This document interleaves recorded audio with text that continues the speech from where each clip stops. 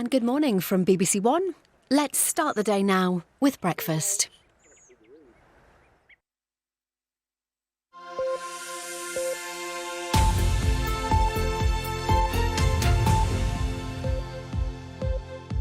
Good morning and welcome to Breakfast with Charlie Shitstain and Mustang Sally. Today our headlines start with a care home staff crisis that we have exacerbated alongside the government. Oh yes, as people on the internet have been saying for months, the care sector is at risk of imploding. They currently have 100,000 vacancies sitting unfilled as the government mandates medical treatment that's gonna see another 70,000 quit. We at the BBC are obviously going to have to scoot around that because it's an inconvenient fact. We can't blame the government and their medical mandates because people might not listen, you know, when we come out with the next batch of communist propaganda that's due out soon.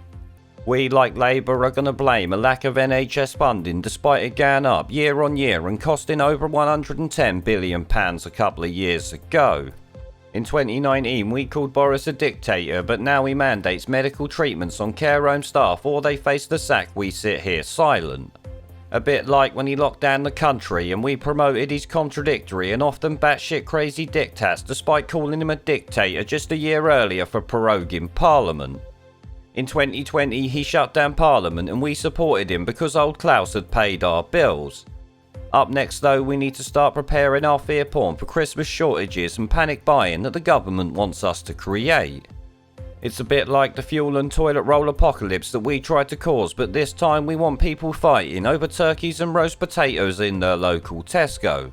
On top of that, we've got Mike Tindall talking to people that absolutely no one cares about because we would rather not talk about raped women and girls around this country. We often don't report them because shutting up for the sake of diversity is media policy in 2021.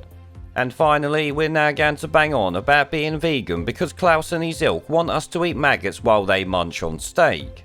Boris tells you to protect the environment as he flies off to Spain with his eco-warrior spunk bucket for a nice little holiday before he locks you all down to save the environment.